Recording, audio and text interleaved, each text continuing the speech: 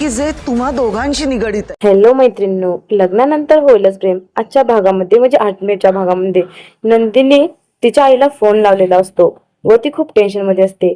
तर इकडे नंदिनीला म्हणते मला कळलं नाही आणि नेमकं काय होणार आहे आणि ते तुमच्या दोघींशी निगडीत आहे. इकडे काव्या बाहेर निघालेली असते. मानिली काव्याला समजावून सांगत असते हा काळा धागा नवीन ड्रायव्हर दादा हे फक्त तुमच्या काळजीपोटी आहे, पोचल्यावरती कळव मला. काव्या मानिलीला म्हणते आई काळजी करू नको, काही होणार नाही आम्हाला. आणि गुरुजींनी दिलेला काळा धागा देखील काव्याच्या हातातून खाली निसटून पडलेला असतो.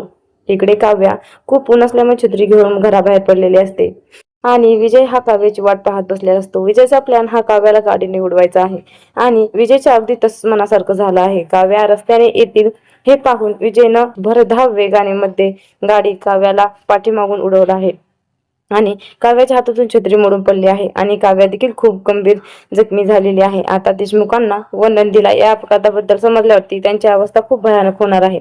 मालिकेच्या सध्या अपडेट पाहण्यासाठी चॅनल सबस्क्राईब